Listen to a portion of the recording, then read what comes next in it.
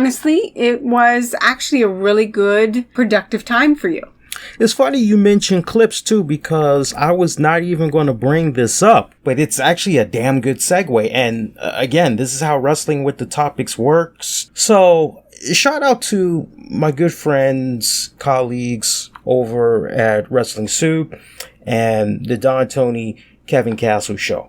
I'm bringing them up. I'm bringing them up for a very good reason, because some of our Patreon familia, they are also patrons of those respected outlets. I legitimately feel bad for the guys that I call my friends. I do.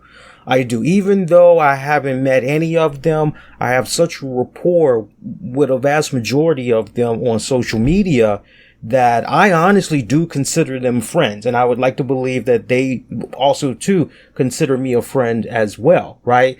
With the exception of Don Tony probably just looks at me more of an associate than anything else. I can't really speak for Kev. I mean, I wouldn't be surprised if maybe he kind of felt that same way as well. But I know with the other guys, I look at them as a friend. They consider me a friend.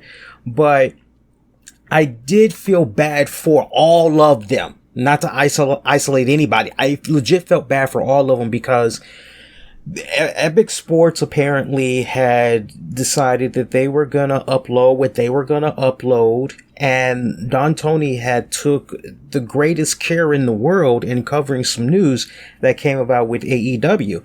So, for about, I would say over a year for sure, Epic Sports was uploading clips of Don Tony's show on the regular. Mm-hmm. And longtime listeners will remember this. Maybe some of our Patreon members, our familia, will remember this as well. But before Epic Sports had went all gun-ho on Don Tony, the religious clips was coming from my show. And I had gave them permission, and how it all had came about, not to do a long drawn out story, but basically somehow I had came across them in a YouTube search because I was looking for something, and I came across them that way. I messaged the guy and I said, hey, look, would you be interested in a collaboration where you could upload clips of my show onto your channel? And basically, hopefully it's a beneficial thing. Hopefully, you can grow your channel, but at the same time, I can maybe come across new listeners and they'll subscribe to my channel, but most importantly, they'll subscribe to the feeds and they'll check out the podcast. And he was like, yeah, send me a couple of your clips. Let me see what you got. Sent them a couple of my clips. Yeah, I really like what you hear. Sure. I'd love to collaborate with you. Let's do it. And the rest was pretty much history. So for about a year, we had this relationship with Epic Sports, and our show was just the primary show. Once in a while, they would upload some DTKC, but they mainly did not, because at that point, DTKC had their partnership going on with TV Tracks. Mm-hmm. Okay. Another channel that I had done business with, years ago. And I get asked once in a while, hey, what happened to you on TV Tracks? I remember you on TV Tracks. I didn't even know you were still doing your show. Well, what happened with you on TV Tracks? For those that remember my tenure on TV Tracks, long story short, almost the legit same reasons for Epic Sports. With TV Tracks, I'll give you a perfect example, and this legitimately happened. And me and Tammy would get into it because I would be arguing till I'm red in the face, pissed off about how TV Tracks was doing me. And Tammy was trying to be the voice of reason, telling me, look, you just need to cut ties with them, blah, blah, blah. And I was always trying to rationalize. There was a Paul Heyman DVD I had reviewed. It was called, Ladies and Gentlemen, My Name is Paul Heyman from WWE. And it was a great DVD. I remember reviewing it, and I remember how I laid down the audio, and then I said, okay, this is great. I'm going to schedule this, and then we'll upload it. Okay. Ooh, that's going to be good. The damn thing wasn't even up 5 hours. And TV Tracks, I think it was maybe within a 2-hour time frame. TV Tracks had uploaded my Paul Heyman DVD review. And I'm like, what the fuck?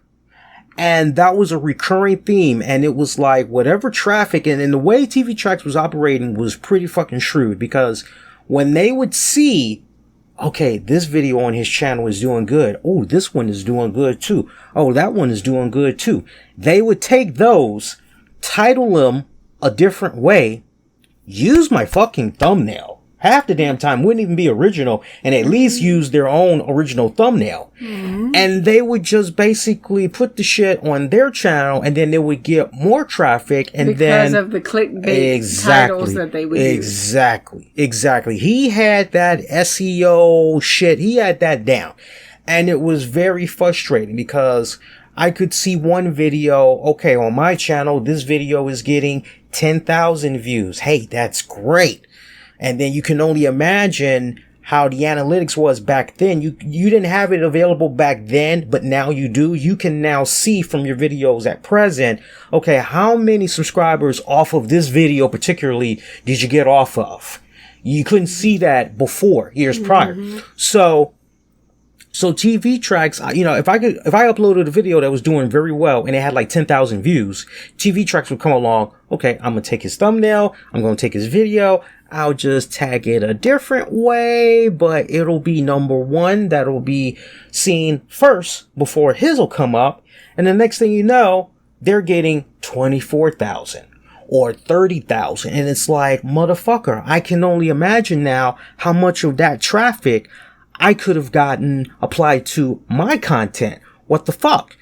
And then when it would come to doing my shows, I wouldn't even be off the air. I could end my show. Let's just say I came on at 10 o'clock on a Tuesday night.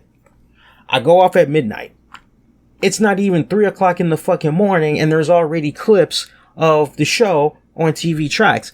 And so that for me was just buzzkill. So, you know, I didn't flip the fuck out, but after going back and forth with Tammy for months, I had said, okay, you know what? I got to find some resolution. So I hit TV Tracks and said, look, man, I said, I appreciate you uploading the clips, but can you at least wait 24 hours? That way I have enough of an opportunity to promote throughout my respective RSS feeds.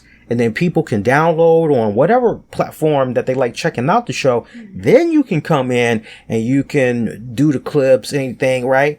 I mean, this guy was making money off of my shit. So and I'm not seeing any of that money, right? I'm not seeing any of that YouTube money. And let me tell you something. And I tried to hit my friends too. I tried to hit Mish. I tried to hit anybody that would listen. I would tell them, I was like, look, man, when you're getting 10,000 views and up and you've got your shit monetized, that shit, it adds up. It adds up. Tams knows, because there was a period before it really exploded with everybody thinking they could be a fucking wrestling podcaster.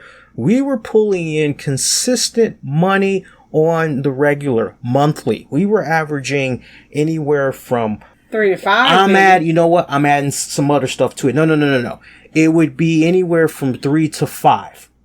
3 to 5. But that's still pretty damn good. Again, monthly. Now, it would be 7. I was thinking about some other stuff, but I apologize for that. But anyway, so, you know, that adds up. That's the point that I'm making, right? What might seem like pennies, peanuts, and all that shit, it's all about how many ads you're putting on that clip, that piece that you're doing, how much traffic you're getting, how much of that traffic actually turns into subscribers. There's a whole lot of things that factor in. And if you are continuing to I'm not just going to rely on this one video. I'm going to keep uploading videos. So just think for a second. If you upload, say, 7 clips, 10,000 views here, 7,000 views here, 15,000 views here, 5,000 views here. That's decent money that's adding up. Video. Right. That you're not seeing because it's being split between you and someone else. And if that someone else has higher knowledge or better SEO training. And a clickbait as far as the labeling on it. Even if it wasn't what you said, but it's still clickbait.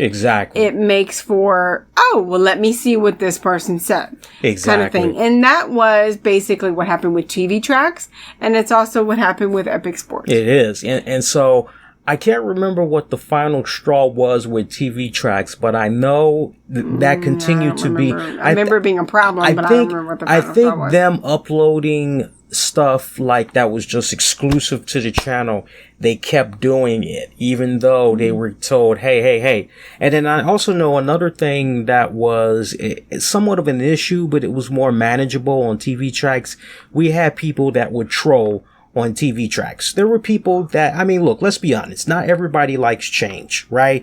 I remember being on this show a couple of months back and talking about how there were a lot of people upset at Me TV because there was that new show with the girl from The Facts of Life, and she's going around the Collector's Call. There were people that were mad at that show because they didn't like the change in their lineup and they wanted whatever was on there originally, right? Because it was some old school show. They didn't care for this new Collectors. They didn't care for that, right?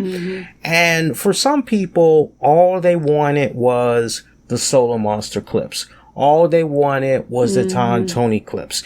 When they see this new guy that comes along and it's like, okay, well, understand something. What you were hearing at that point was somebody that was still relatively a little bit wet behind the ears, but very receptive to taking constructive feedback. And when you would get bombarded with, oh, this guy's show sucks, or, you know, it's like, okay, well, and I would be very polite. I would say, well, tell me, what is it about the show that sucks? What is it about the show that you don't like? And 95% of the time, there would be no, okay, well, here's where you should improve. It wouldn't be anything like that. So, you know, you had people that literally were just, they liked their certain flavor and that's all they wanted. They did not want anybody else. And if they were going to get somebody else, they were going to unsubscribe rather than just, I'm not going to check that out. But the next time that I'll get the notification and then I'll just check that out. So I'll be able to bypass this person instead. And so, you know, you got to have thick skin because when you're working with somebody that, let's be honest, you don't have control to their channel. So you can't moderate the comments and everything like that. You have to have thick skin. But when it gets to the point where people are name bashing you, when it gets to the point where people are calling you the N-word, or they're calling you a gorilla, or they're calling you a faggot, and they're saying all of these hurtful, hateful things, then it gets to a point where it's like, okay, hey man, you're making money off of my shit. And the least thing you can do while making money off of my shit is like, look, I can take constructive criticism. If people want to offer me ways of improvement, I'm down with that. There's nothing wrong with that. I'd be a fool to not take their feedback, right? But one thing I'm not going to tolerate is somebody coming at me and calling me these names that I just laid out a couple of seconds ago. It's like, hey, moderate your community better since you're continuing to make money off of my stuff. And tracks, you know, to their credit, the atmosphere over there, I will say this, the atmosphere over there out of 100%, I would say 85% of the community over there towards me were fine. They were fine. Epic Sports, no. For me, the final straw with TV tracks was just, they kept uploading my shit and it was like, no mas. I was like, I'm done. I'm fed up. So I vowed that, okay, you know what? I don't think I'm going to do this again. So then Epic Sports comes along and I said, well, you know what? Second time around, right? I'm like, I'm going Shalimar. I'm like, you know, what can happen this go round? You know, come on, let's continue to grow the brand, right? Let's continue to expand. So first several months with Epic Sports, it goes okay. It goes totally okay. But then there would be like some clips I would notice. There would be some show excerpts and Epic would mistitle the videos in such a way that it was blatant clickbait. Blatant fucking clickbait. Now, TV tracks, from what I can remember of them, in my conversations with you, I don't remember ever saying, oh man, here's TV tracks with the bullshit clickbait with the misleading titles. No, I don't remember that either. I don't remember that. Okay, so if I were a betting man, I don't even think I had those issues with TV tracks. But Epic Sports Epic Sports would really taking your TV Tracks was really about taking the clips way too soon and making exactly basically and making money, decreasing your clicks and views for your product, and basically taking it for themselves. Exactly. And so with Epic Sports, it was misleading titles, and now you've name got calling. But the misleading titles. So now you have a growing base of subscribers that are like, wait a minute, I clicked on this video and this isn't even what the hell, like what the hell is going on here, right? And it was, okay, that's not cool. And constantly I would make my presence felt in the communities tab and or the community's comment section for the clips. And I would say to them and to Epic, I say, hey guys, don't come at me. I am not the one that titles these videos. You need to talk to Epic Sports. Hey Epic, I know you're reading these comments. You've got to title these videos better because people shouldn't be led to feel misled. So please clean it up. And they would heart my comment or whatever. And guess what? They would just keep on doing the shit. Just keep on doing the shit. And I could remember there would be some instances where maybe there was a particular topic I had brought up on the show that honestly I felt as though, okay, you know what? I don't really think that should be included in the show. I don't think I would message him and say, hey, look, when you're looking up clips for this week's show to try to figure out what you could put on the YouTube channel, don't mention this topic. Honestly, for me, you know, it really doesn't warrant a standout clip. It shouldn't even be grouped with anything.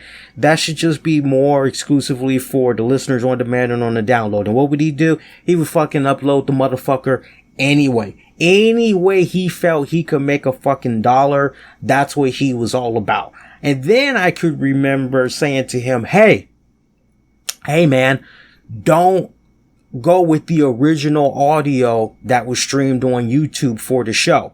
I'm editing the audio for on demand and on the downloads right now. It's going to be more professional. The audio is going to be more enhanced, and I'm going to edit in such a way where certain topics that I got into, especially if I felt as though it was a run on and, you know, it felt a little bit long winded, I'm going to edit it and make it be more concise. This way, when you're listening to the overall show, it's got a better flow and it'll help you clip better, and the listeners will be able to boom in out. Nah, this motherfucker just went with the original fucking audio, right? So perfect example. Maybe I began at some point during the show, maybe I talked about, Melina had her breast implant explode. And maybe I talked about that for 10 minutes, right? 10 minutes is when you edit it, that's the audio. But maybe as I brought it up, I was reminded of, I don't know, personal experience or something else. And so what should have been a 10-minute clip, now when it's full circle, it ends up being a 25-minute piece.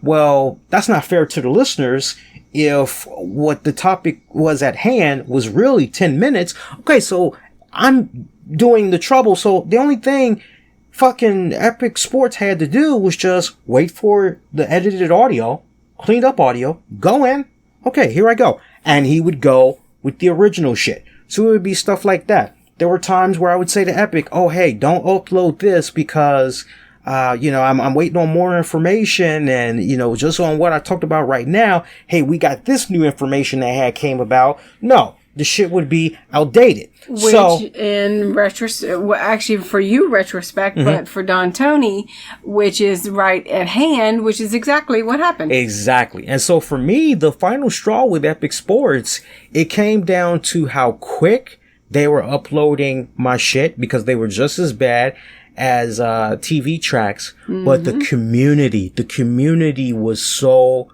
fucking hateful. It was not even funny. I mean, over on Epic Sports, I mean, the faggots, the gorilla, the N-word, right? Now, I can say to you guys, when I look back on my time with TV Tracks, None of those issues, and I hope I'm being very consistent, because I believe I did say earlier that it was Epic where the name calling and all that was, whereas TV Tracks, it was just this guy's podcast sucks, and it would be like, okay, well, give me some help. I would say, give me some help. Tell me how should I improve? Give me some feedback. What areas you'd like to see me improve. Whereas Epic Sports, it would be the name calling, the bashing. I would even have people that would make fun of certain things that I pronounced, how I pronounced them. And I mean, it was very, very extreme nitpicking, trolling to no end. And I remember reaching out to Epic Sports, and I said, look, man, you got to do a better job with your community. I was like, there's so much hate.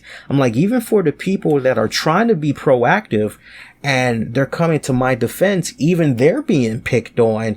Like, this isn't really good what I'm seeing on the channel here. Little hard on somebody else's comment, hard on somebody else's little comment on this person, but never, okay, Lee, no problem.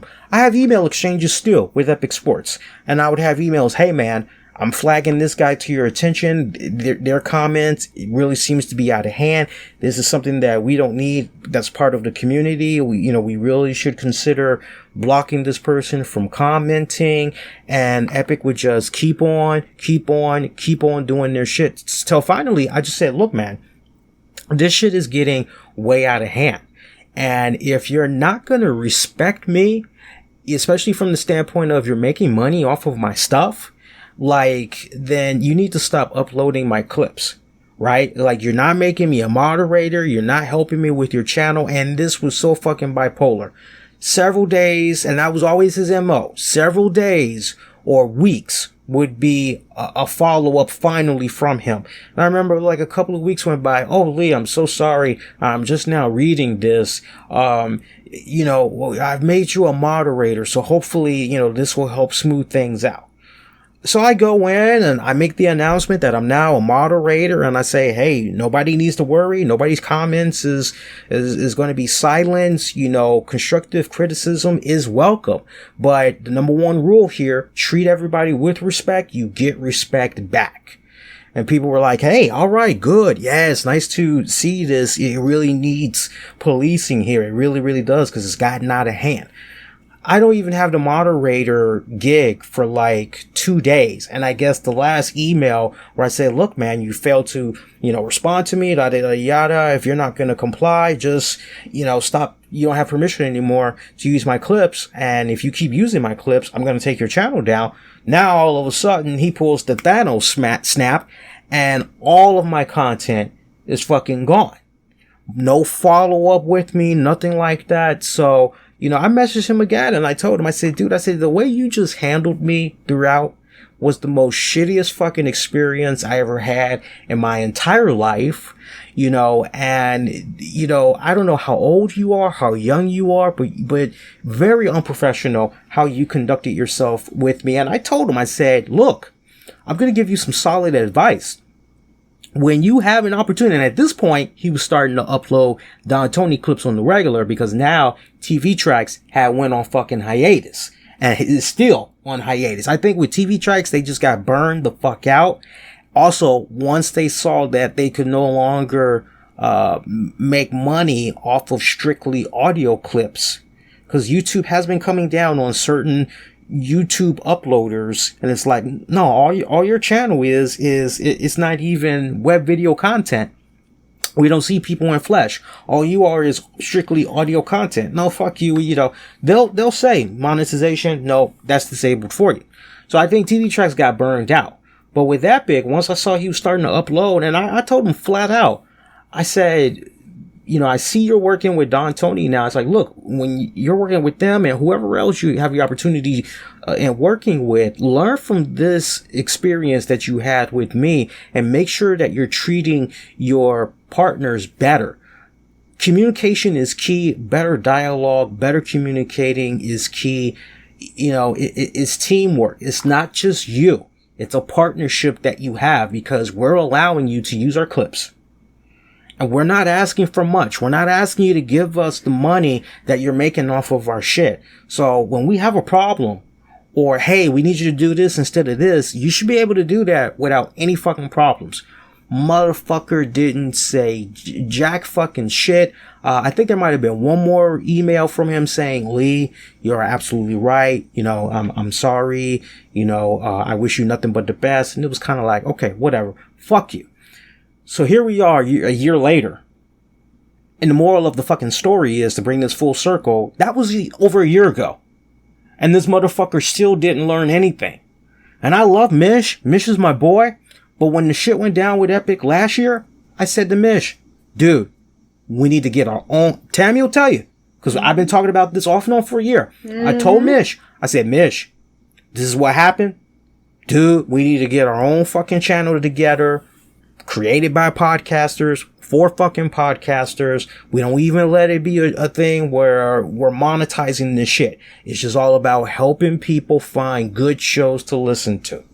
Mm-hmm. And I was hoping that by talking to him, I could get him on board and we could try to figure out how to, you know, actually make it happen. And it could be a deal where like multiple people have access to this channel and they all could just upload the clips of their show, but nothing ever materialized. Mm-hmm. So to hear how this guy is conducting himself, you know, here we are a year later, he ain't learned shit. No, and he's basically doing the same thing to DT as he did to, you know, your show. Right. So essentially, nothing ventured, nothing gained, nothing learned. Mm-hmm. Still the same thing, to where DT said, hey, there's more information. I don't want you to upload this clip so I don't look like an asshole.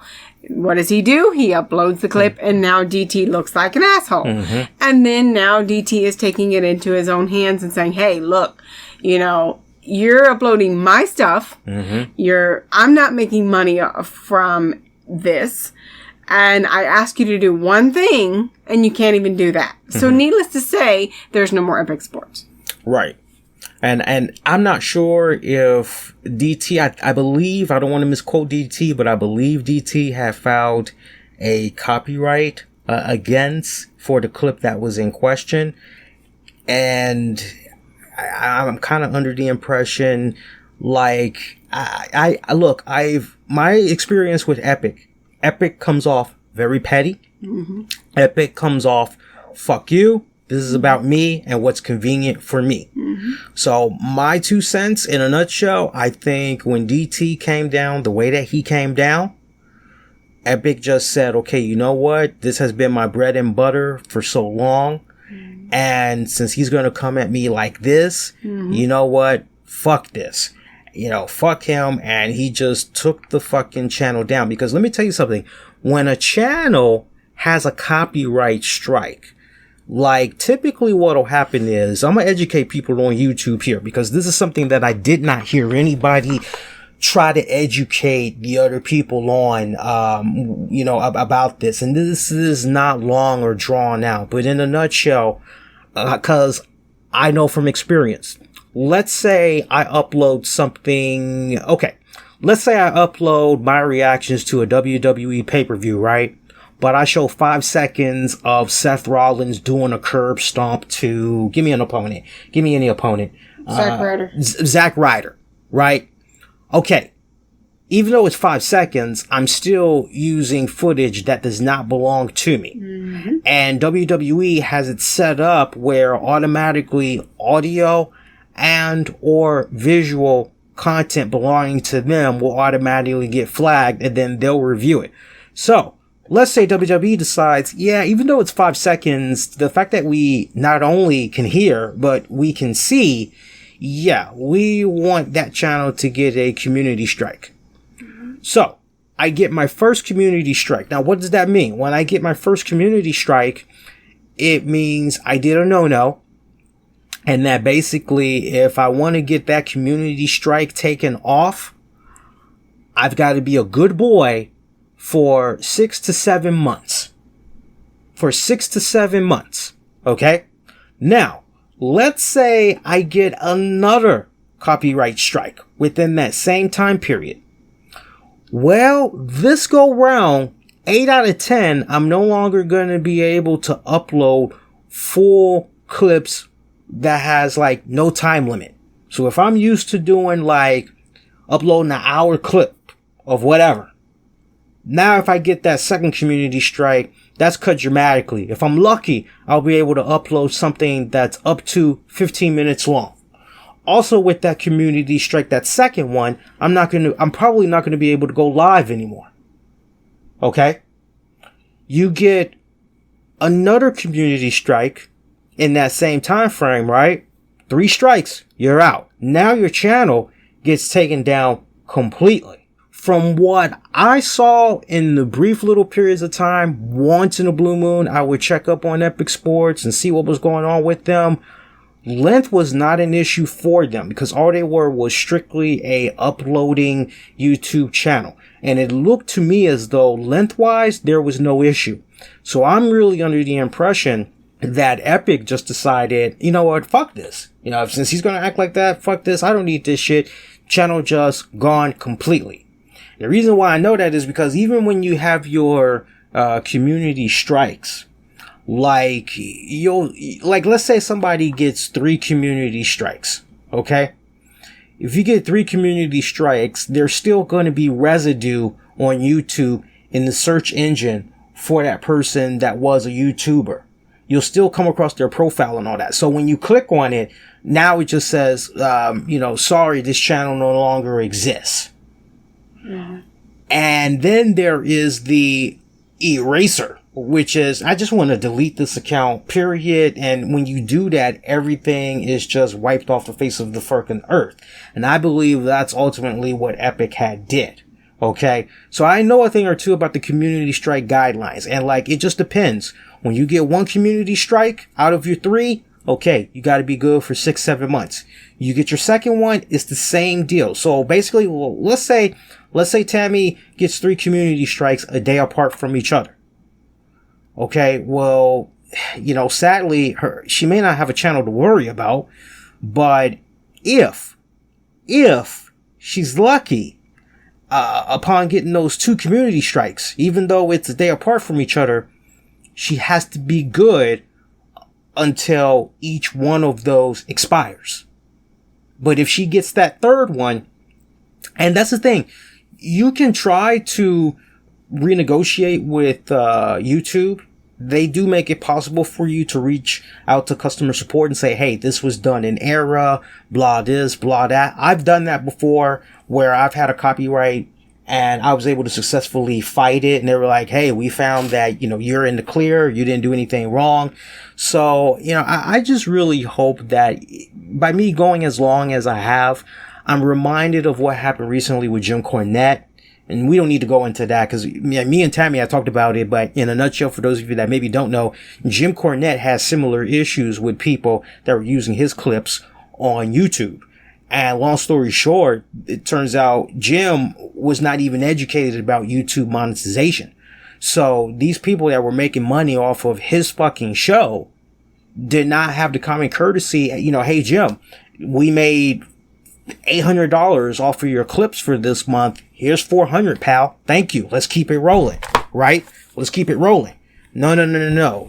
When it was time for Jim to collect his money, all of a sudden these channels act like, me no harm, me see no, speak no English, right? And Jim Cornette had to do what he needed to do. And that's why y'all remember there was that little hiccup there for a series of months where there was no, Cornette clips on YouTube whatsoever. The whole point of me bringing all of this up is, for a lot of you fellow colleagues of mine that love having your presence felt on YouTube and everything, you may want to consider cutting out the fucking middleman and, pulling one of my moves. I mean, not for nothing, it worked out good for me when I religiously was uploading 4 or 5 clips a week from my show on my respected channel, and it was helping my community base grow. It was getting engagement, all of that shit, which is be your own fucking boss and have your own fucking channel. And if you have to pay somebody monthly to do it, or somebody that can do you a solid, however you need to fucking do it, better self-branding. is my fucking message, rather than have a middleman get into it. True.